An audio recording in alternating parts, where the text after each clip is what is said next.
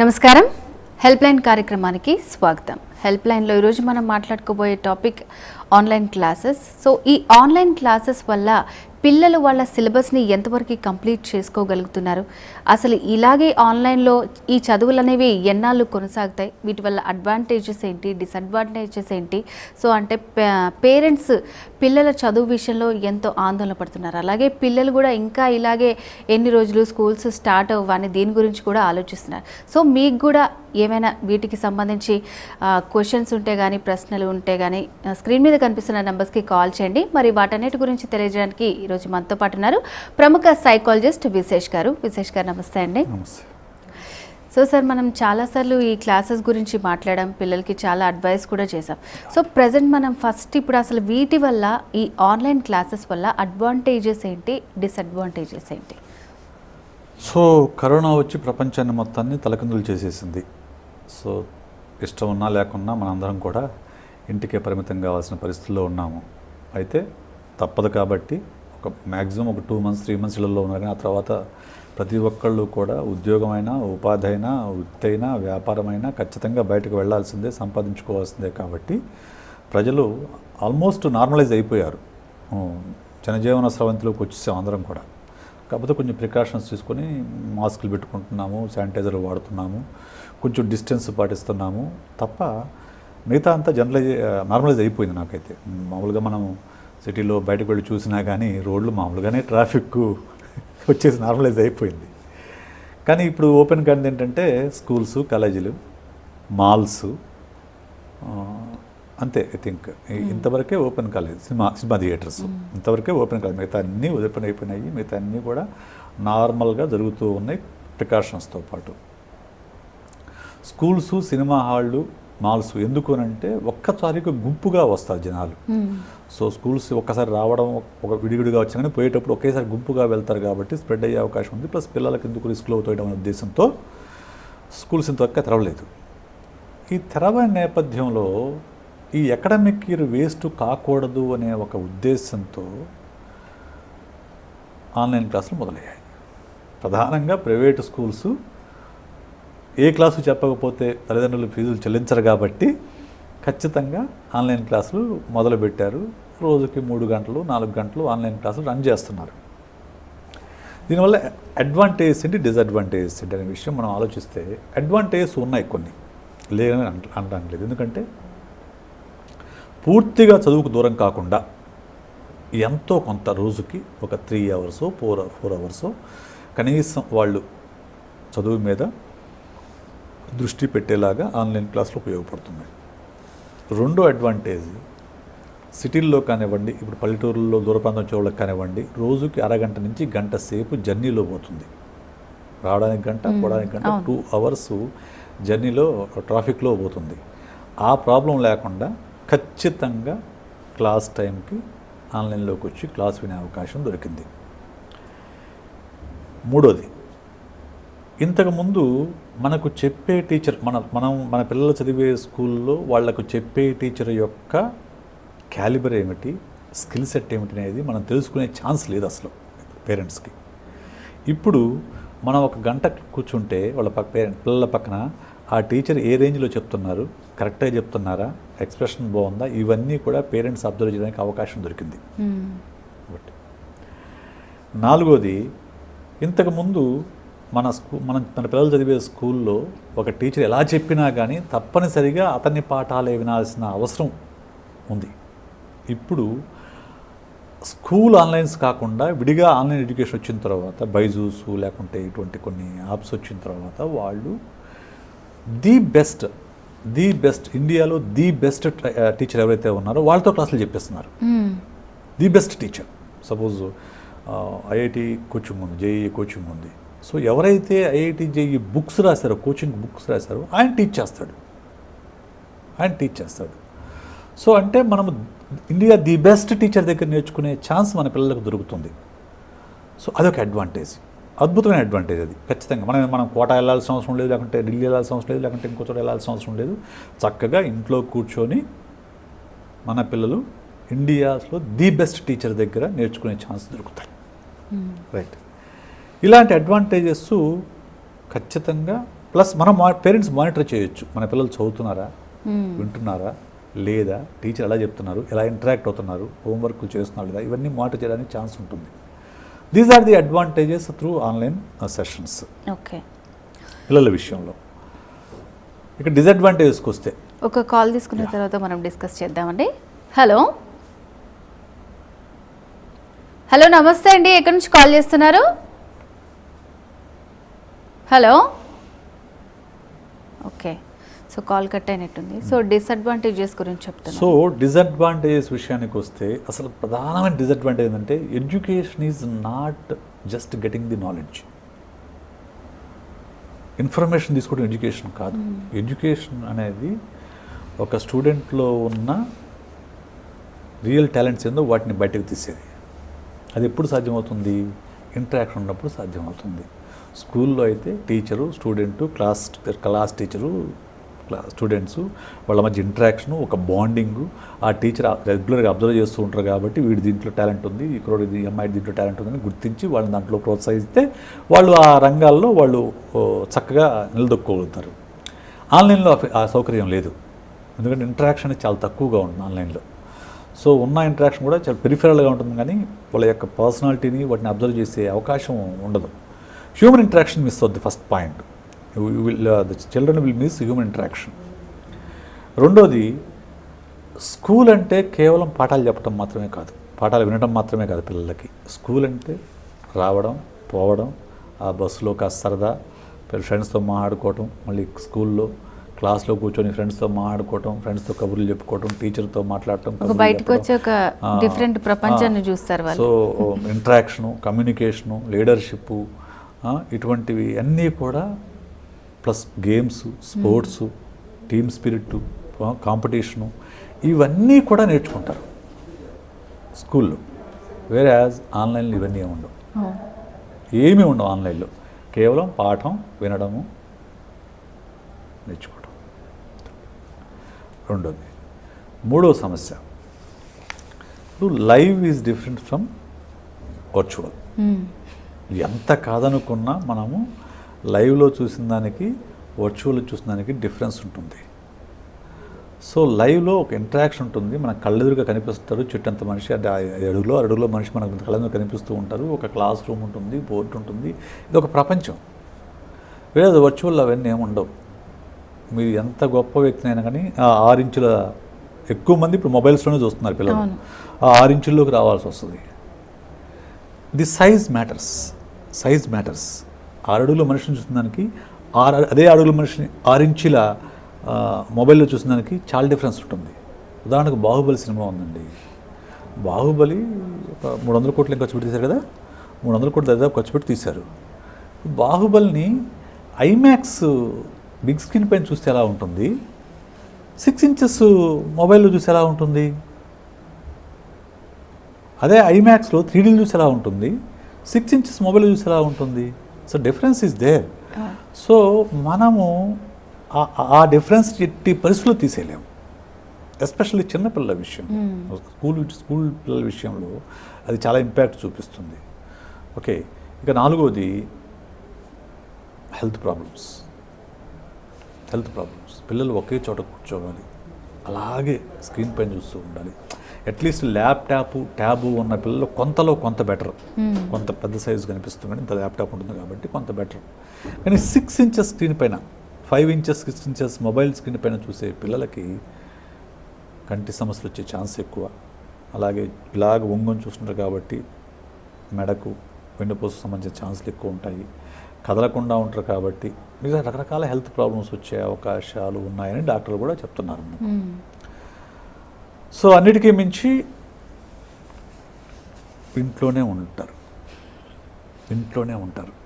So exposure ఉండదు, interaction ఉండదు, బయటకు వెళ్ళటం ఉండదు, బయట వాళ్ళతో ఎలా డీల్ చేయాలో తెలియదు, ఇవన్నీ ఏవీ తెలియవు వాళ్ళకు. సో బుకిష్ నాలెడ్జ్కి మాత్రమే పరిమితం అవుతారు. స్కూల్ యొక్క అర్థం పరమార్థం just not pumping the knowledge, pumping the information. కాబట్టి డిసడ్వాంటేజెస్ అవి. అంటే సార్ ఇప్పుడు చాలామంది పేరెంట్స్ ఏంటంటే ఇప్పుడు మనకి ఓకే ఈ టైం ఇంతవరకు ఉంటుందంటే మైండ్లో వాళ్ళు ఒక రకంగా ఫిక్స్ అవుతారు, ఆ తర్వాత పరిస్థితులు సాధారణంగా మారిపోతాయని. కానీ మనం ఇప్పుడు చూస్తున్నట్టయితే ఈ పరిస్థితులు ఎప్పుడు సాధారణంగా వస్తాయి, లైక్ ఇందాక మనం మాట్లాడుకున్నట్టు ఈ బల్క్గా ఓపెన్ చేసేవి ఏవైతే ఉన్నాయో మాల్స్, మెయిన్గా పిల్లల విషయంలో స్కూల్స్. సో దీని గురించి ఇంకా ఆలోచిస్తూనే చాలామంది టెన్షన్ ఫీల్ అయిపోతున్నారు పేరెంట్స్. ఇంకా వీళ్ళు ఇలా ఎన్ని రోజులు ఈ టీవీలు చూసుకుంటూ పాఠాలు చదువుకుంటారు, వీళ్ళకి స్కూల్స్కి ఎప్పుడు వెళ్తారని వాళ్ళల్లో ఎక్కువ టెన్షన్ పెరిగిపోతుంది. సో అలాంటి పేరెంట్స్కి మీరు ఏం చెప్తారు? Uncertainty always creates tension. Uncertainty అంటే ఏం జరుగుతుందో, రేపు ఏం జరుగుతుందో లేదో అనే ఒక అన్సర్టనిటీ మన జీవితంలో ఉన్నప్పుడు ఏదైనా కానివ్వండి ఖచ్చితంగా అది యాంగ్జైటీని క్రియేట్ చేస్తుంది.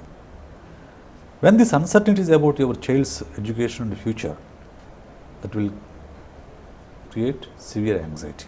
It will lead to severe anxiety. So ఎప్పటికీ స్కూళ్ళు తెరుచుకుంటాయని చెప్పే వాళ్ళు ఎవరు లేరు ఇప్పుడు. ఎందుకంటే కోవిడ్ మిగతా జీవితం నార్మలైజ్ అయింది, కానీ అంటే కోవిడ్కి సంబంధించిన ప్యానిక్ తగ్గింది, కానీ కోవిడ్ కేసులు ఏం తగ్గలేదు. కేసులు అలాగే ఉన్నాయి.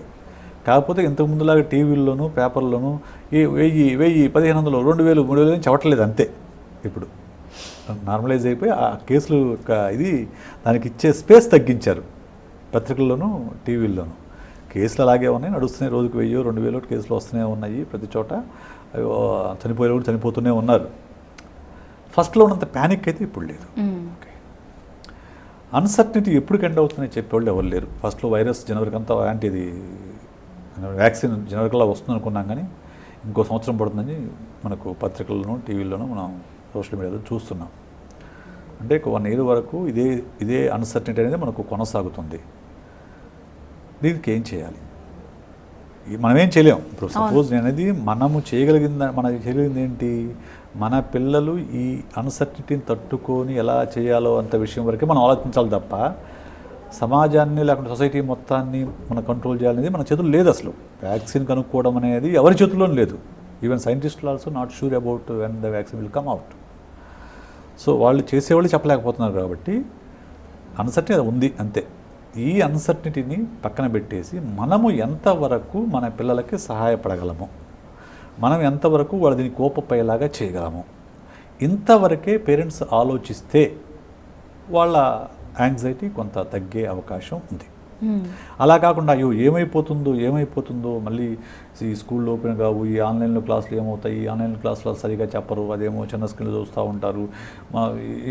కొంచెం అలా వాళ్ళని మైండ్ డైవర్ట్ చేసుకోవాలంటే ఏం చేయాలంటారు? ఆ టైంలో వాళ్ళ క్లాసులు జరుగుతున్నంతసేపు వీళ్ళ ఆలోచనలు అక్కడే ఉంటాయి మొత్తం అంతా పేరెంట్స్. ఇప్పుడు స్కూల్లో క్లాసులు జరుగుతున్నాయండి, మనం పిల్లల గురించి ఆలోచించాం కదా. స్కూల్కి పంపేటప్పుడు ఆలోచిస్తాము, మళ్ళీ సాయంత్రం వచ్చేందుకు వెయిట్ చేస్తాము, బస్ దిగి చేసడానికి బస్ కోసం వెయిట్ చేస్తాము. ఓకే, ఒక కాల్ తీసుకుందామండి. హలో నమస్తే అండి, ఎక్కడి నుంచి కాల్ చేస్తున్నారు? Hello, okay. సో మనం స్కూల్లో ఉన్నప్పుడు ఆందోళన పడలేదు కదా, వాళ్ళు ఎలా చదువుతున్నారు ఏంటని చెప్పేసి. ఇప్పుడు ఎందుకు అంత ఆందోళన? Learning platform has been changed. Platform మారింది అంతే, కానీ నేర్చుకోవడం అయితే ఉంటుంది కదా. మనం పేరెంట్స్ తెలుసుకోవాల్సిన ఏంటంటే children are curious learners. They are always learning. నేర్చుకోకుండా ఉండటం అనేది అసాధ్యం. అది టెక్స్ట్ బుక్లో నేర్చుకోకపోవచ్చు, సినిమాల్లోంచి నేర్చుకోవచ్చు, సీరియల్స్ నుంచి నేర్చుకోవచ్చు, చుట్టూ ఉన్న వాతావరణంలోంచి నేర్చుకోవచ్చు, ఆన్లైన్లో నేర్చుకోవచ్చు. నేర్చుకోవడం అనేది సహజంగా జరిగే చర్య. సో మీరు ఆఫ్లైన్లో అయినా ఆన్లైన్ అయినా వాళ్ళు నేర్చుకుంటారు. కాబట్టి దాని గురించి అసలు ఆందోళన పడాల్సిన అవసరం లేదు. వాళ్ళు ఆ 3 hours నాకు తెలిసి ఇప్పుడు మ్యాక్సిమం 3 hours నడిపిస్తున్నాను. 3 to 4 hours కంటే ఎక్కువ చదవట్లేదు వాళ్ళు కూడా ఆన్లైన్ క్లాస్. ఈ 3 hours 4 hours అప్పుడప్పుడు ఒక కన్నేసి నిజంగా వీళ్ళు క్లాస్ వింటున్నారా లేకుంటే గేమ్ ఆడుతున్నారా అని గమనించగలిగితే చాలు. ఇంకంతకుమించి ఎక్కువ ఆందోళన అవసరం లేదు. ఎస్ సార్, అట్లాగే పిల్లల్లో కూడా చాలా మటుకంటే ఇప్పుడు మనకి ప్రైమరీ, అప్పర్ ప్రైమరీ, సో వీళ్ళలో ఏంటంటే చిన్నపిల్లలు మరీ ఏంటంటే ఓకే పెట్టారా లేదా క్లాస్ స్టార్ట్ అయిన తర్వాత కొంతమంది ఏమో క్లాస్ వింటున్నట్టే చూస్తారు, ఆ తర్వాత గేమ్ ఆడుతుంటారు. అందుకే పేరెంట్స్ని గమనించుకోమని చెప్పారు మీరు. సో వాళ్ళకి అసలు ఏం ఫరక్ పడట్లేదు, వాళ్ళకి ఇంటే స్కూల్ స్టార్ట్ అయితే వెళ్దాము అలాంటి వల్ల ఆలోచన ఏం లేదు. తర్వాత ఎవరైతే హయ్యర్ స్టడీస్ ఇప్పుడు 9th 10th వాళ్ళు ఉంటారు, ఆ తర్వాత ఏంటి నెక్స్ట్ ఏంటి అసలు ఇయర్ ఉంటుందా లేదా, సో ఎగ్జామ్స్ రాయని వాళ్ళ పరిస్థితి అయిపోయింది, వాళ్ళు ఎలాగో ప్రమోట్ అయిపోయారు. సో అటు ఇటు కాకుండా ఇప్పుడు ఆ 9th 10th ఆ స్టేజ్లో ఉన్న పిల్లలందరికీ క్లాసెస్ పెడితే కూడా మొన్న మనకి స్టార్ట్ చేస్తే పిల్లల్లో కూడా కొన్ని కేసెస్ వచ్చాయి. సో అంటే ఇప్పుడు వాళ్ళు కూడా చాలా టెన్షన్ పడుతున్నారు. సో వాళ్ళకి కూడా మీరు ఎటువంటి అడ్వైజ్ ఇస్తారనేది ఒక కాల్ తర్వాత మనం తెలుసుకుందామండి. హలో నమస్తే అండి, మీ పేరు ఎక్కడి నుంచి కాల్ చేస్తున్నారు? హలో వినిపిస్తుందా అండి? ఓకే అండి, టీవీ వాల్యూమ్ తగ్గించేసేయండి పూర్తిగా. ఓకే, సైకాలజిస్ట్ విశేష్ గారు ఉన్నారు, మాట్లాడండి, చెప్పండి.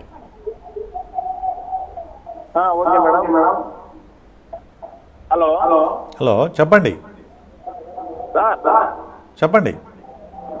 ఇది ఎట్లా సార్ సమాచారం ఏంది అర్థం కావట్లేదు. దేని గురించి అండి? ఇదే సార్ హెల్ప్ లైన్ గురించి, ఆన్లైన్ చదువులు. ఓకే, లైవ్ లో ఎంతో మంది సంప్రదించవలసిన నెంబర్లు చాలా మంది చాలా కాంటాక్ట్ కాల్ చేస్తుంటారు కదా,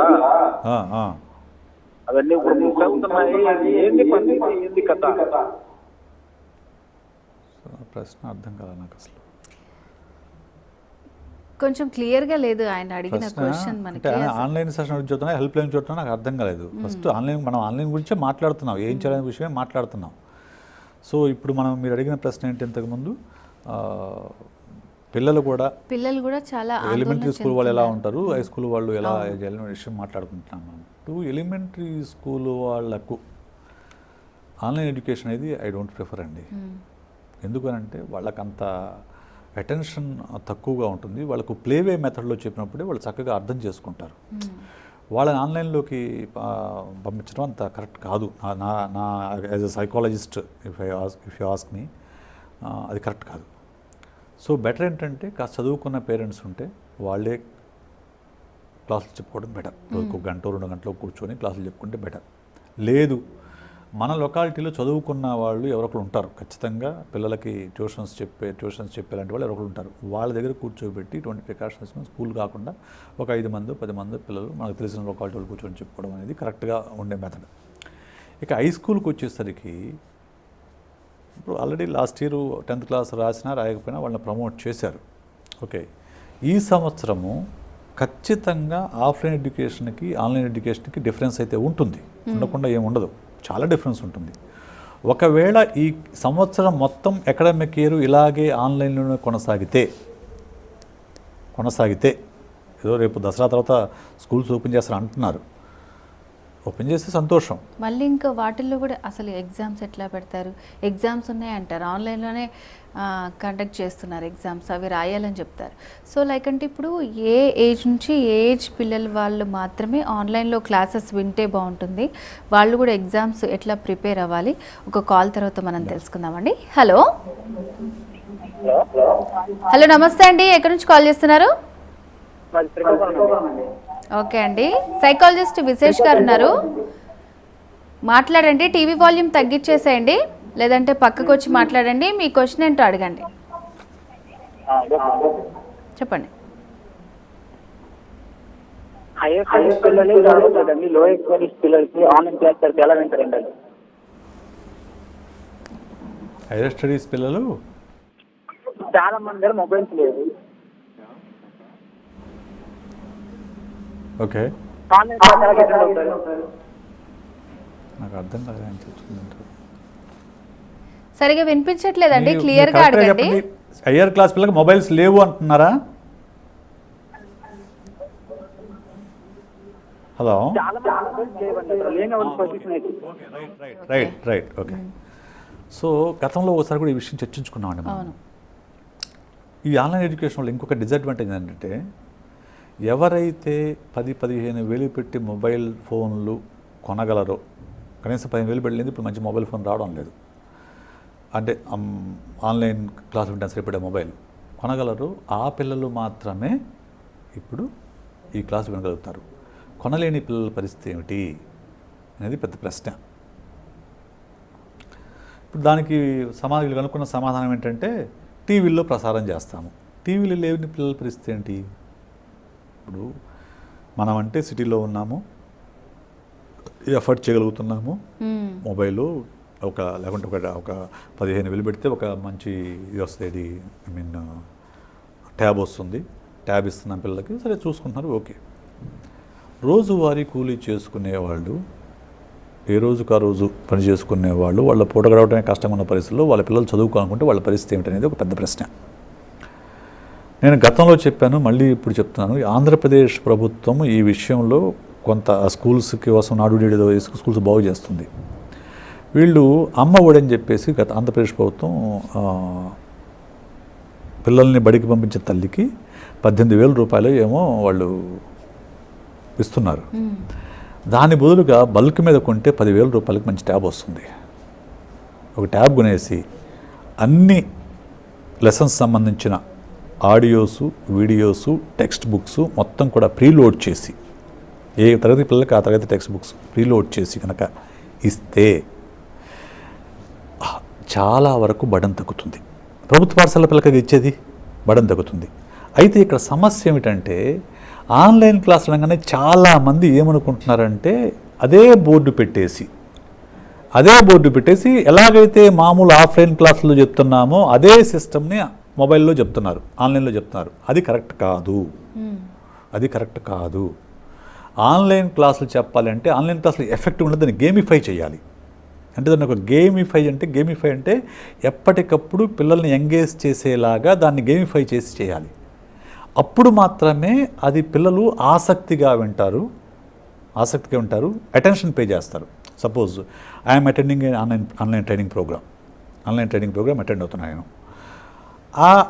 ఆ ట్రైనింగ్ ప్రోగ్రాంలో ప్రతి 5 నిమిషాలకు ఒకసారి నీ రెస్పాన్స్ అవసరం అవుతుంది. ప్రతి 5 నిమిషాలకు ఒకసారి you need to respond. One question or some other question. ఇది ఒక కాన్సెప్ట్ చెప్పిన తర్వాత ఇది ఏంటి, ఇదేనా, yes or no or ABC అని ఇస్తారనమాట. మీకు కావాలి నొక్కండి. నొక్కినప్పుడు నువ్వు చెప్పింది రైటా తప్ప, లేకుంటే ఒక 10 క్వశ్చన్స్ అడుగుతారు. మనం విన్న 10 నిమిషాలు ఉన్న క్లాస్ గురించి ఒక 10 క్వశ్చన్స్ ఉంటాయి. 1, 2, 3, 4 ఆన్సర్ చేసుకుంటూ వెళ్తాం. ఓన్లీ వినటమే కాకుండా ఇంటరాక్షన్ ఉంటుంది. అప్పుడేమవుతుంది, 10 క్వశ్చన్స్ అడిగితే ఆ 10 క్వశ్చన్లో ఓకే నువ్వు 50% రైట్ చేసావు, 50% తప్పు చేసావు, అంటే నువ్వు 50% వినలేదని అర్థం. సో ఈ గేమిఫికేషన్ జరగాలి ఆన్లైన్ ఎడ్యుకేషన్కి. కానీ మనం ఆ పని చేయట్లా. మనం ఏం చేస్తాము, ఆఫ్లైన్లో ఎలా చెప్పారు క్లాసులు అదే రకంగా చెప్పేస్తున్నారు. అలా కాకుండా గేమిఫై చేయగలిగితే చేసి దాన్ని ప్రీలోడ్ చేసి కనుక పిల్లలు కనుక ట్యాబులు కనుక ఇవ్వగలిగితే అద్భుతమైన ఫలితాలు సాధించవచ్చు. ఎందుకంటే అప్పుడు ఇక్కడ ఇంటరాక్షన్ ఉంటుంది. నీకు ఈ లెసన్లో సపోజ్ ఒక కాన్సెప్ట్ చెప్పారండి, కాన్సెప్ట్ సంబంధించిన 10 క్వశ్చన్స్ ఉన్నాయి. 10 క్వశ్చన్లో 8 క్వశ్చన్లు పూర్తి చేసి కరెక్ట్గా ఆన్సర్ చేస్తే మాత్రమే నెక్స్ట్ లెవెల్కి వెళ్తావు నువ్వు, లేకుంటే వెళ్ళలేవు. మళ్ళీ again you need to watch that video. ఏదైనా సరే ఇంట్రెస్టింగ్గా క్రియేట్ చేస్తే వాళ్ళకు కూడా ఇంట్రెస్ట్ వస్తుంది. Yes, you need to understand that concept. మీరు ఆ కాన్సెప్ట్ అర్థమయ్యి 8 కరెక్ట్ ఆన్సర్లు చేసినంత వరకు నువ్వు అక్కడే ఉంటావు, నువ్వు ముందుకు పోలేవు, ముందుకు వెళ్ళలేవు. అందుకు కాబట్టి మళ్ళీ వినాలి మనం. మళ్ళీ వింటాడు పిల్లలు, విని ఓకే ఆన్సర్ చేసుకుంటారు. ఓకే అంటే 8 క్వశ్చన్స్ ఆన్సర్స్ అంటే ఓకే వీడికి అర్థమైంది, అప్పుడు నెక్స్ట్ లెవెల్కి వెళ్తాడు ఆ లెసన్లో. ఈ గేమిఫికేషన్ జరగనంత వరకు ఆన్లైన్ క్లాసులు అంత ఎఫెక్టివ్గా ఉండవండి. ఓకే అండి, మరొక కాల్ తీసుకుందాం. హలో హలో నమస్తే అండి, మీ పేరు ఎక్కడి నుంచి కాల్ చేస్తున్నారు? నేను నిర్మల్ నుంచి మేడం, ఎల్వి గ్రామం, రామ్నాథ్ మాట్లాడుతున్నాను. ఓకే అండి, సైకాలజిస్ట్ విశేష్ గారు ఉన్నారు, మాట్లాడండి.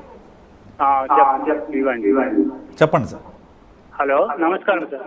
నమస్తే చెప్పండి సార్. ఇది ఆన్లైన్ క్లాసెస్ నడుస్తున్నాయి కదా సార్, అది పిల్లలను ఎఫెక్ట్ కాదా సార్? కళ్ళ మీద అది మొత్తం కంటిన్యూ చేస్తున్నారు, పర్ఫెక్ట్ గా నడుస్తున్నాయి కానీ కంటిన్యూ చూస్తున్నారు అట్లా. మళ్ళీ ఏమంటే మొత్తం ఎగ్జామ్స్ కూడా దాంట్లో నడుస్తున్నాయి కదా. ఫోన్ కూడా పెద్దగా ఉండదు కదా సార్, స్క్రీన్ చిన్నగా ఉండదు.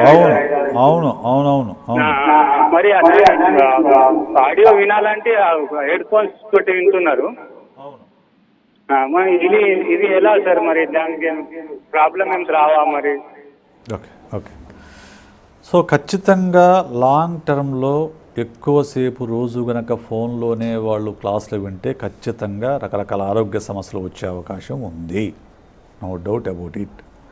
ఇంకో విషయం ఏంటంటే, నేను ఒక టీచరు ఫ్రెండ్ ఆవిడ ఇప్పుడు రెగ్యులర్గా సోషల్ మీడియాలో ఫేస్బుక్లో పోస్ట్ చేస్తుంటాయి, మా కష్టాలు మీకు ఏం తెలుసు అని చెప్పేసి.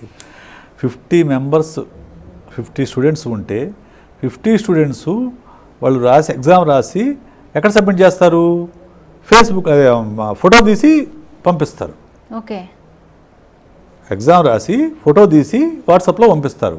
ఈ 50 మెంబర్స్వి ఆమె వాట్సాప్లో ఓపెన్ చేసుకొని చదువుకొని ఎక్కడ తప్పుపోయిందో అక్కడ రాసుకొని వాళ్ళు ఎనాలిసిస్ ఎవాల్యుయేషన్ చేయడం అనేది పెద్ద తలనొప్పి టీచర్లకి, పెద్ద తలనొప్పి. అందుకనే అంది ఈ రకమైన ఎగ్జామినేషన్ ప్రాసెస్ అనేది కరెక్ట్ కాదు, ఆన్లైన్ ఎడ్యుకేషన్ కరెక్ట్ కాదు. ఆన్లైన్ ఎడ్యుకేషన్ ఎలా ఉండాలి? ఎగ్జామినేషన్ కూడా ఆన్లైన్లో అయిపోవాలి. మీరు ఇందాక నేను గేమిఫికేషన్ అంటే ఇప్పుడు సపోజ్ ఒక ఫోటో సెన్సిస్ గురించి చెప్తున్నారు. ఫోటో సెన్సిస్ చెప్పగానే ఒక 10 క్వశ్చన్స్ దాని గురించి ఇస్తారు మల్టిపుల్ చాయిస్లో. సో ఆ 10 క్వశ్చన్స్లో నువ్వు 50 కరెక్ట్ ఆన్సర్ చేస్తే నువ్వు నెక్స్ట్ లెవెల్కి ఎలిజిబుల్ అవుతావు, లేకుంటే కావు. ఇలా ఈ సిస్టమ్ డెవలప్ చేయనంత వరకు కూడా మీకు అది ఎఫెక్టివ్గా నడవదు, దానికి మనం అనుకునే రిజల్ట్స్ ఇవ్వదు. అది ఎంగేజ్ చేయటం మాత్రమే అవుతుంది. ఇప్పుడు జరుగుతుంది ఏంటంటే అండి, నిజంగా ఎడ్యుకేషన్ కాదు, ఆన్లైన్ ఎడ్యుకేషన్ జరగట్లా, ఆన్లైన్ ఎంగేజ్మెంట్ జరుగుతుంది. స్కూళ్ళకి కాలేజీలకి ఫీజులు కావాలి, పేరెంట్స్కి పిల్లలు చదవటం కావాలి, ఖాళీగా లేకుండా ఉండటం కావాలి. కాబట్టి వాళ్ళు క్లాసులు చెప్తున్నారు, వీళ్ళు క్లాసులు వింటున్నట్టు నటిస్తున్నారు. సో ఇప్పుడు అందుకే పేరెంట్స్ ఇలా బాధపడుతున్నారు, పేరెంట్స్ చిన్న బాధపడుతున్నారు. ఫోన్లో చూస్తున్నారు, మా చిన్న పిల్లలు ఫోన్ headsets పెట్టుకుంటున్నారు, కళ్ళు పాడవా, అసలు ఖచ్చితంగా వాళ్ళకి కళ్ళు health పాడవుతాయి, problems రావా అని. మెడనొప్పి వస్తుంది, ఇవన్నీ ఉంటాయి. సో సార్ ఇప్పుడు ఇందాక మనం మాట్లాడాం లైక్ అంటే ఇప్పుడు వ్యాక్సిన్ ఎప్పుడు వస్తుంది ఈ కోవిడ్కి అని చెప్పి కూడా చాలామందిలో ఈ ఆందోళన కనిపిస్తూ ఉంది. సో లైక్ అంటే ఇప్పుడు అది ఎప్పుడో జరిగే ప్రక్రియ. సో అదొక సేఫ్. సో మెయిన్ పిల్లల గురించి ఆలోచించే వాళ్ళలో తల్లిదండ్రుల్లో ఇలాంటి ఆందోళన మనం ఎక్కువగా చూస్తూ ఉంటాము. అంటే ఎప్పుడో జరిగే దాని గురించి ఇప్పుడే అట్లా ఆందోళన పడటం అవసరం అంటారు. అంటే వ్యాక్సిన్ ఎప్పుడు వస్తుందని చెప్పగలిగే వాళ్ళు ఎవరు లేరండి ప్రస్తుతం. ఇప్పుడు రష్యా ఒక వ్యాక్సిన్ రిలీజ్ చేసింది కానీ అది కూడా పెద్ద గొప్పగా సక్సెస్ అయినట్లేదు. సో దానివల్ల మళ్ళీ రియాక్షన్స్ వచ్చాయని మళ్ళీ దాని మీద మళ్ళీ ఇంకోసారి దాన్ని వర్క్ చేస్తూ ఉన్నారు. సో నేను చదివిన మేరకు అయితే వ్యాక్సిన్ ఇంకో సంవత్సరం పట్టొద్దని చెప్పేసి చదివాము. యాక్చువల్లీ జనవరికి వస్తున్నారు కానీ జనవరికి రాదనే విషయం తెలిపోయింది. జనవరికి అయితే రాదు, ఇంకా టైం పడుతుంది, ఎప్పటికి వస్తుందని చెప్పే పరిస్థితులు ఏం కనపట్ల. సో ఈ లోపల వస్తే రావాల్సింది హర్డ్ ఇమ్యూనిటీ రావాలి. హర్డ్ ఇమ్యూనిటీ అంటే మొత్తం అందరికీ వచ్చేస్తే ఆటోమేటిక్ ఇమ్యూనిటీ లెవెల్ పెరిగిపోతుంది. తర్వాత కోవిడ్ ఉన్నా కానీ పెద్దగా ప్రమాదం ఉండదనే పరిస్థితి ఏర్పడుతుంది. అది రావాలి. అది వచ్చిందని కొందరు అంటున్నారు, రాలేదని కొందరు అంటున్నారు. చాలామందికి హైదరాబాద్లో ఉన్న చాలామందికి వచ్చినా రాకపోయినా సరే కొంచెం మనం ఈ మూవ్ ఆన్ అయిపోతూ ఉండాలి.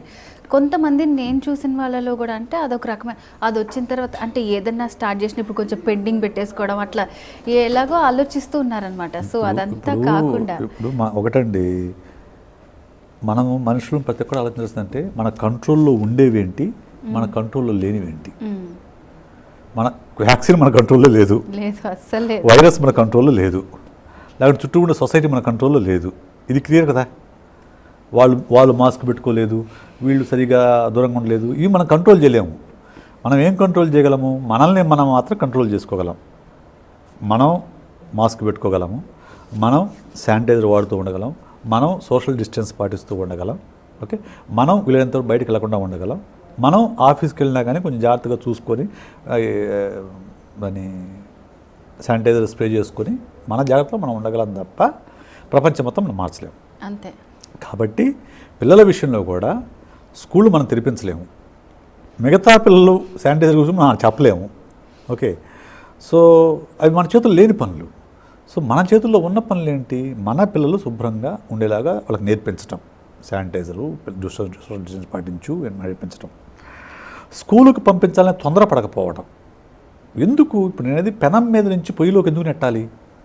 ఇప్పుడు పెనంలో మీద ఉన్నాం మనం, కోవిడ్ అనే ఒక పెనం మీద ఉన్నాము.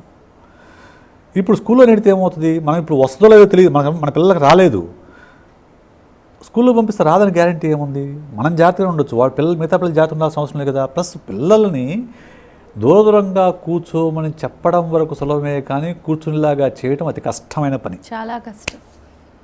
ఎందుకంటే వాళ్ళు పిల్లలు ఖచ్చితంగా వెళ్ళగానే ఏ అని చెప్పేసి వాటేసుకుంటారు, ఆడతారు, దగ్గర దగ్గర కబుర్లు చెప్పుకుంటారు, డాన్స్ చేస్తారు, ఏం చేస్తారు. ఇవన్నీ చేయకుండా ఎలా ఆపగలవు పిల్లల్ని? మీరు ఆపలేము. కాబట్టి better to not send your children to schools. Okay, ఒక కాల్ తీసుకుందామండి. హలో హలో, నమస్తే అండి. ఎక్కడి నుంచి కాల్ చేస్తున్నారు? హలో హలో, టీవీ చూడకండి. ఓకే, పక్కకు వచ్చి మాట్లాడండి. విశేష్ గారు ఉన్నారు, ప్రాబ్లం ఏంటో చెప్పండి అమ్మా. యాక్చువల్గా మీరు ఇప్పుడు ఆన్లైన్ క్లాసెస్ గురించి చెప్పారు కదా. అవును. సో మీరు ఆన్లైన్ క్లాసెస్ అన్నది సార్ చెప్తున్నారు, అది ఎలా ఉందంటే ఇప్పుడు ఉన్నది కరెక్ట్ కాదు అని చెప్పేసి అంటున్నారు. సో ఇప్పుడు కరెక్ట్ ఆల్టర్నేట్ సొల్యూషన్ ఏంటి అన్నది నాకు తెలియాలి.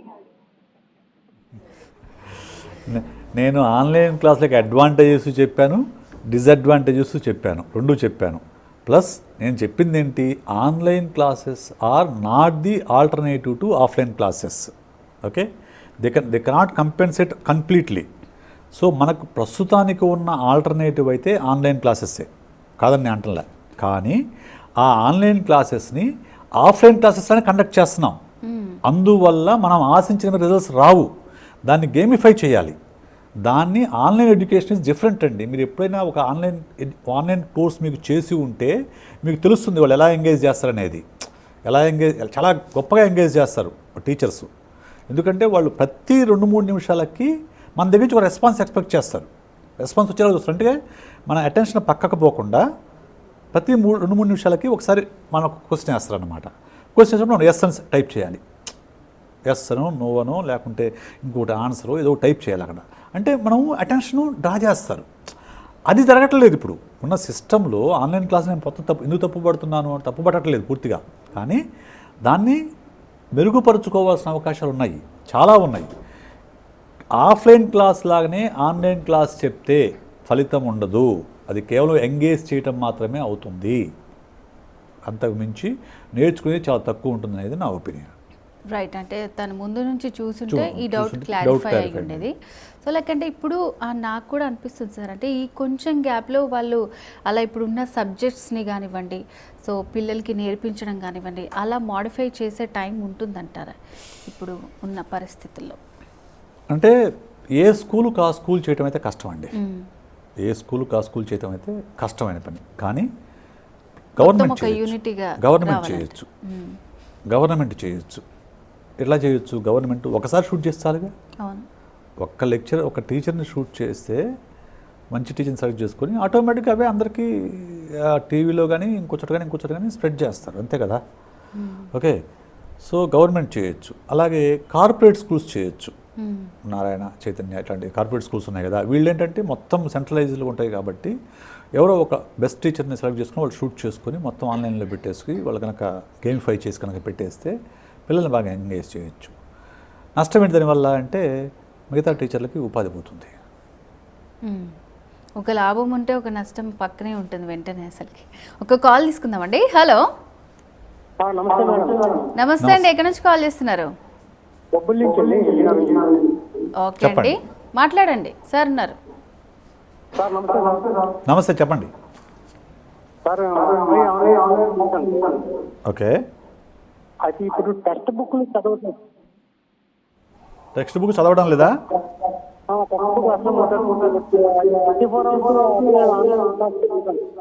ఓకే ఓకే, అయితే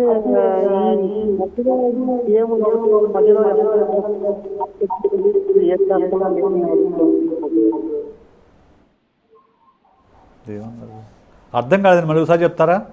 మీ అబ్బాయి టెక్స్ట్ బుక్ చదవడం లేదు, అంతవరకు అర్థమైంది.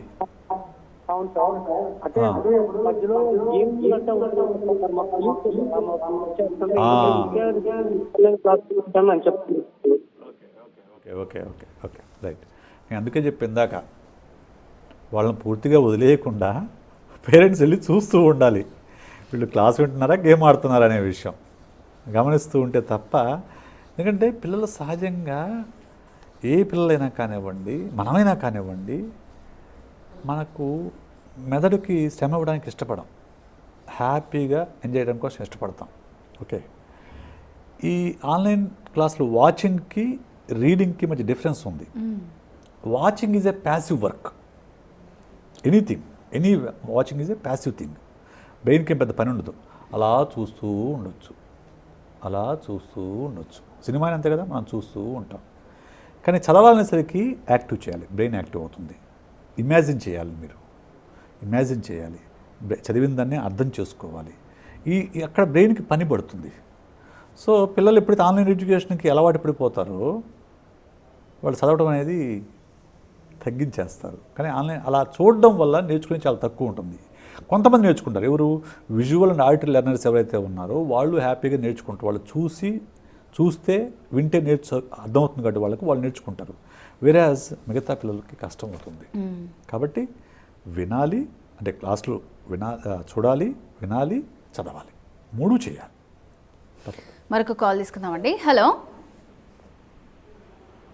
హలో హలో నమస్తే అండి, ఎక్కడి నుంచి కాల్ చేస్తున్నారు? హలో సైకాలజిస్ట్ విశేష్ గారు ఉన్నారు, మాట్లాడండి. చెప్పండి, ఏం అడగాలనుకుంటున్నారో మీరు. Hello, okay, so call cut అయిపోయినట్టుంది.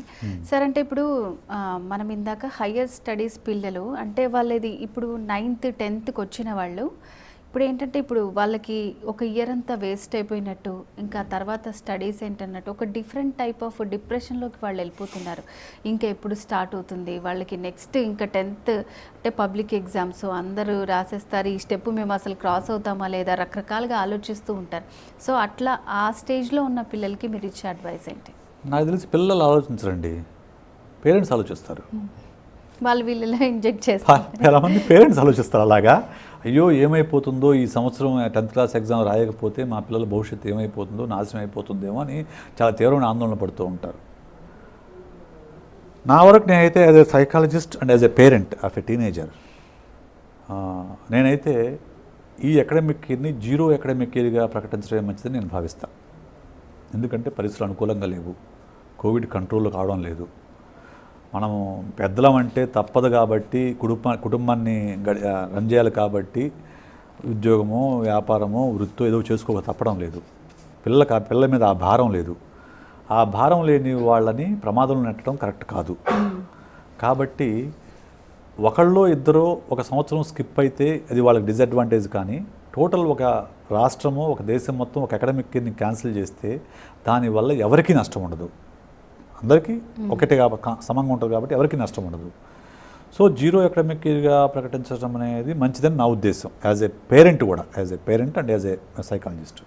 అయితే చాలామంది దాన్ని వ్యతిరేకిస్తారు. సో అసలు ఎంతమంది యాక్సెప్ట్ చేస్తారు, అసలు వాళ్ళు దీనికి ఒప్పుకుంటారా లేదా అనేది నిజంగానే ఎవరికీ తెలియదు. సో ఇట్లాంటివన్నీ కూడా మనకి గవర్నమెంట్ ఒక మంచి ప్రకటన చేస్తే అందరిలో ఒకే ఆలోచన వచ్చి దానికి కట్టుబడి ఉంటారు. సో దీని గురించి మనం మాట్లాడదామంటే ఒక కాల్ తీసుకున్న తర్వాత. హలో నమస్తే అండి. నమస్తే అండి, ఎక్కడి నుంచి కాల్ చేస్తున్నారు? గుంటూరు నుంచి అండి. ఓకే అండి, విశేష్ గారు ఉన్నారు, సైకాలజిస్ట్, మాట్లాడండి. Okay madam. హలో సార్, నమస్తే. నమస్తే, చెప్పండి సార్. ఇప్పుడు ఆన్లైన్ చదువు ఇబ్బందులు ముందు వస్తుంది కదా సార్ ప్రోగ్రామ్. సార్ దీనిలో చిన్న ఇప్పుడు పిల్లలకి ప్రాక్టికల్ నాలెడ్జ్ రాదు దీనివల్ల. రెండో పాయింట్ ఏంటంటే పిల్లలకి డౌట్ క్లారిఫికేషన్ అనేది ఆన్లైన్ లో అందరికీ క్లారిఫికేషన్ కష్టమైపోతుంది. అది ప్రభుత్వం ఏ మంత్కి ఆ మంత్ పోస్ట్ పోన్ చేసుకుంటూ వెళ్తుంది, కానీ కరెక్ట్ గా క్లారిఫికేషన్ అనేది ఇచ్చి దానికి 0 అకాడమిక్ చేయడమో లేకపోతే కంప్లీట్ గా ఎగ్జామ్స్ నెక్స్ట్ అకాడమిక్ ఇయర్ నుంచి స్టార్ట్ చేయడం అనేది చేయట్లేదు. జనవరి నుంచి లేదా ఫిబ్రవరి నుంచి క్లారిటీ ఇవ్వకుండా మంత్ పోస్ట్ పోన్ చేయడం వల్ల పిల్లలకి ఎడ్యుకేషన్ ఏం చేస్తున్నారంటే ఆన్లైన్ చదువులు కంటిన్యూ చేస్తూ అవేమో సిగ్నల్ లేని లొకేషన్ లో ఉంటున్నారు కొంతమంది పిల్లలు. కొంతమంది పిల్లలకేమో అసలు సెల్ ఫోన్స్ లేని పరిస్థితి ఏర్పడింది. దీనికి అంతేకాదు సార్, ఈ ఒక పిల్లల పరిస్థితి చూస్తే అట్లా ఉంది. ఇక టీచర్ల పరిస్థితి చూస్తే ప్రైవేట్ రంగంలో ఉన్నటువంటి టీచర్లు సగం మంది నిరుద్యోగం ఎదుర్కొనే పరిస్థితి వచ్చింది. కొంతమంది ఆత్మహత్యలు చేసుకుంటున్నారు, కొంతమంది ఏమో అసలు ఏ కూలి పనికి ఇకపోతున్నారు. వాళ్ళకి ఎటువంటి సొల్యూషన్ చూపించట్లేదు ప్రభుత్వము. పిల్లలకు వచ్చేప్పటికి క్లారిటీ ఇవ్వకుండా పిల్లల్ని ఇబ్బంది పడుతుంది, పేరెంట్స్ని ఇబ్బంది పెడుతుంది. Yes yes. సో ఆయన చెప్పిన ఆవేదన కరెక్టే. ఇప్పుడు ప్రధానంగా ప్రభుత్వ పాఠశాలలో ఉన్న టీచర్కి ఎలాంటి సమస్య లేదు, కానీ ప్రైవేటు పాఠశాలలో ఉన్న టీచర్లకి చాలా శ్రద్ధ సమస్య ఇప్పుడు. ఎందుకంటే చాలా ప్రైవేటు స్కూల్స్ శాలరీలు ఇవ్వడం లేదు, ఇచ్చే పరిస్థితులు కూడా లేరు కొన్ని స్కూల్స్. ఎందుకంటే పేరెంట్స్ ఫీజులు కడితే కదా వాళ్ళు శాలరీలు ఇవ్వగలిగేది. పేరెంట్స్ ఫీజులు కట్టడం లేదు, వాళ్ళు శాలరీలు ఇవ్వడం లేదు. ఎందుకు నేనే చెప్తున్నాను, మా తమ్ముడు వాళ్ళ అబ్బాయి ఇంటర్మీడియట్ జాయిన్ అయ్యాడు. వాళ్ళు జస్ట్ 5,000 ఫీజు పే చేయమన్నారు అంతే. సార్ 5,000 ఫీజు పే చేసి జాయిన్ చేయండి సార్, సో క్లాసులు స్టార్ట్ అయిన తర్వాత మిగతా ఫీజు పే చేయండి సార్ అన్నాడు. నువ్వు 5,000 ఫీజు చూస్తున్నాడు, లెక్చర్లకు ఏం పే చేస్తాడు? బయట అప్పులు తెచ్చి పే చేయలేరు. సో ప్రైవేటు స్కూళ్ళు, ప్రైవేటు కాలేజీల్లో ఉండే టీచర్ల పరిస్థితి చాలా దారుణంగా ఉంది, నో డౌట్ అబౌట్ ఇట్. ఈ విషయాన్ని ప్రభుత్వం ప్రత్యేక కేసుగా పరిగణలోకి తీసుకొని వాళ్ళు ఎక్కడెక్కడ ఉన్నారో గుర్తించి వాళ్లకు ఎంతో కొంత ఆర్థిక సహాయం అందిస్తే మంచిదని నా ఉద్దేశం. సో నాకు తెలిసి ఈ మధ్యకాలంలో యన్నమూరి గారు 2-3 ఊర్లలో, కర్నూలులోను, కాకినాడలోను, ఇంకో చోట ఎక్కడో ఆయన తన 1,00,000 రూపాయలతో కొంత గ్రోసరీస్ కొని తన తరపున వేరే లయన్స్ క్లబ్ పంపిణీ చేశారు. అలాగే ఇంకొకళ్ళు కూడా ఎవరో చేశారు, నాకు తెలిసిన వాళ్ళే ఎవరో చేశారు అట్లాగా. సో అలా కాకుండా గవర్నమెంట్ ఏదన్నా వాళ్లకు ఈ కొంత ప్రైవేట్ స్కూల్లో ఐడెంటిఫై చేయడం పెద్ద కష్టమేం కాదండి. ఎందుకంటే ఎన్ని స్కూల్స్ రిజిస్టర్ అయ్యి ఉన్నాయో తెలుస్తుంది, ఆ స్కూల్లో ఎవరెవరు పనిచేస్తారో తెలుస్తుంది, ఎడ్యుకేషన్ డిపార్ట్మెంట్ లిస్ట్ ఉంటుంది. వాళ్ళని చూసి వాళ్ళకి నెలసరిగా ఏదన్నా కొంత సహాయం చేస్తే మంచిదని నా ఉద్దేశం. టీచర్ల పరిస్థితి దారుణంగానే ఉంది. అవును, నిజంగానే. అంటే ఓన్లీ ఇప్పుడు ఆ టీచింగ్ మీద ఆధారపడి ఉన్న వాళ్ళకి చాలా కష్టం, వెనకాల ఏం సపోర్ట్ లేదు ఉన్న వాళ్ళకి. మనం కూడా న్యూస్లో చాలా చూసాం, బడి పంతులు ఇప్పుడు వ్యవసాయం చేస్తున్నాడు, ఇట్లాంటివన్నీ కూడా విన్నాం. బడి పంతులు వ్యవసాయం చేయడం తప్పని నేను అనుకోండి మళ్ళా. ఎందుకంటే పంతులు ఉద్యోగం గొప్ప ఉద్యోగం, వ్యవసాయం చేయడం తప్పు, అండ్ పంతులు ఉద్యోగం గొప్ప ఉద్యోగం, కూరగాయలు అమ్ముకోవడం తప్పు. ఇది మళ్ళీ ఒక వృత్తిని కించపరచడం, ఒక వృత్తిని గొప్ప చేయడం అనేది. సో కొంతమందికి అసలు ఏ పని రాదు, వాళ్ళు పాఠాలు చెప్పడం తప్ప ఇంకే పని రాదు. రానప్పుడు ఏం చేస్తారు వాళ్ళు పాపం? ఇంకోటి ఒక దానికి అలవాటు పడిపోయి ఉంటారండి. రోజులు లేయడము, క్లాస్లోకి వెళ్ళి అలవాటు పడిపోయి ఉంటారు. ఇప్పుడు వెళ్ళి అకస్మాత్తుగా వాళ్ళు వెళ్ళి కూలి పని చేయమంటేనో ఇంకోటి చేయమంటేనో అలవాటు లేని వాళ్ళకి చాలా కష్టం. అలవాటు ఉండే వాళ్ళకైతే పర్లేదు, కానీ అలవాటు లేని వాళ్ళు చాలా కష్టమైన పని. సో ఆ దిశగా ప్రభుత్వాలు ఏదన్నా సహాయం చేయాలి, అంతేగాని మనం ఇండివిజువల్గా సహాయాలు చాలా పరిమితంగా ఉంటాయి. ప్రభుత్వమే ఏదన్నా విషయం చర్య తీసుకోవాలి. ఇక ఈ అకాడమిక్ ఇయర్ గురించి వస్తే, చాలామంది పేరెంట్స్ ఉన్న ఆందోళన ఏంటంటే ఒక అకాడమిక్ ఇయర్ కనుక మిస్ అయితే ఆ పిల్లల యొక్క జీవితం మొత్తం కూడా మారిపోతుంది అనేది వాళ్ళకున్న భయం. కానీ ఒక అకాడమిక్ ఇయర్ పోయినంత మాత్రాన ఏ వ్యక్తి జీవితము అక్కడితో ఆగిపోదు అనడానికి ప్రత్యక్ష ఉదాహరణ నేనే. నేను 10th క్లాస్ ఫెయిల్ అయ్యాను, ఆ తర్వాత ఒక సంవత్సరం చదివి పాస్ అయ్యాను. ఫస్ట్ క్లాస్ మార్కులతో మంచి 68% పాస్ అయ్యాను. ఆ తర్వాత మళ్ళీ ఒక సంవత్సరం గ్యాప్ ఉంది, అంటే నాకు 2 years 10th క్లాస్ తర్వాత గ్యాప్ ఉంది. ఇంటర్మీడియట్ తర్వాత మళ్ళీ 2 ఏళ్ళు వ్యవసాయం చేశాను, అప్పుడు 2 years గ్యాప్ ఉంది. 4 years నా లైఫ్లో 4 అకాడమిక్ ఇయర్స్ గ్యాప్ ఉన్నా కానీ ఆ తర్వాత డిగ్రీ నుంచి కంటిన్యూస్గా నేను చదివి ఈరోజు ఇక్కడ మీ ముందు స్టూడియోలో కూర్చున్నానంటే నాకు ఎంతో కొంత నా సబ్జెక్ట్ మీద పట్టుండబట్టి ఇక్కడ దాకా రాగలిగాను. కాబట్టి ఒక్క అకాడమిక్ ఇయర్ పోయినంత మాత్రాన పిల్లల భవిష్యత్తులో మారిపోతుంది, నాశనం అయిపోతుంది అనుకునేది ఉత్త భ్రమ మాత్రమే, అనవసరమైన భయం మాత్రమే. భయపడాల్సిన అవసరం లేదు. దట్టు మొత్తం జీరో అకాడమిక్ ఇయర్ ప్రకటిస్తే అసలు గొడవే ఉండదు.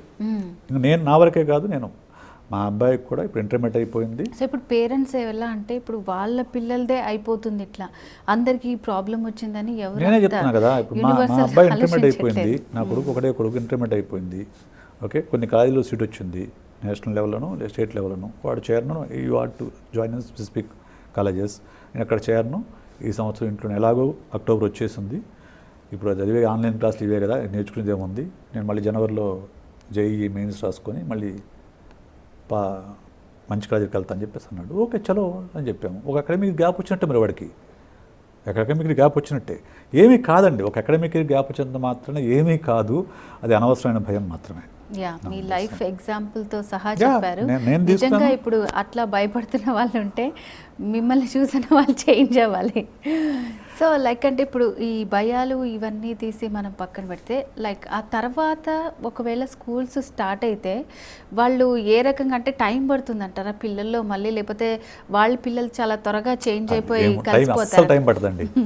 చాలామంది అనుకుంటారు అమ్మా ఆన్లైన్ క్లాస్కి అలవాటు పడ్డ వాళ్ళు ఆఫ్లైన్ క్లాస్ రావడం కొంత టైం పడుతుందేమో అనుకుంటారు, కానీ అస్సలు టైం పడుతుందని నా ఉద్దేశం. ఎందుకంటే పిల్లలు they are very curious to learn.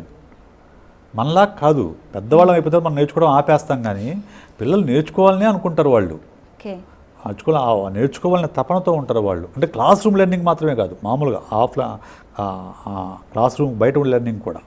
So school అనేసరికి ఒక సరదా అండి. ఫస్ట్ పాయింట్, ఫ్రెండ్స్ కలవచ్చు, సరదాగా కూర్చొని కబుర్లు చెప్పుకోవచ్చు, ఆడుకోవచ్చు, ఏదో చిన్న చిన్న అలా ఫ్రెండ్స్ మధ్య ఉండే కబుర్లు ఇవన్నీ ఉంటాయి కదా, ఇవంతా వాళ్ళు మిస్ అవుతూ ఉంటారు. వీళ్ళు మిస్ అవుతూ ఉంటారు. ఎప్పుడైతే స్కూల్ తెరుస్తారో ఆటోమేటిక్గా మళ్ళీ వాళ్ళు they will go back to their days. And వాళ్ళ టీచరు, వాళ్ళ ఫేవరెట్ టీచర్ ఉంటారు, ఆయనతో కూర్చొని కబుర్లు చెప్తారు, లేకుంటే ఆయనతో కూర్చొని కబుర్లు చెప్తారు, ఇవన్నీ జరుగుతాయి. కాబట్టి అది అనవసరమైన భయం, అంతే. అది కూడా అనవసరమైన భయమే. ఏం హ్యాపీగా అడ్జస్ట్ అవుతారు, ఎవరు అలాంటి భయపడాల్సిన అవసరం లేదు. అయితే ఈ సోషల్ డిస్టెన్స్ పాటించడం అయితే కష్టం, స్కూల్లో అస్సలు పాటించలేరు వాళ్ళు, సాధ్యం అసలు. సో బౌన్స్ బ్యాక్ అవ్వడం చాలా ఈజీ, చాలా ఈజీగా బౌన్స్ బ్యాక్ అవుతారు.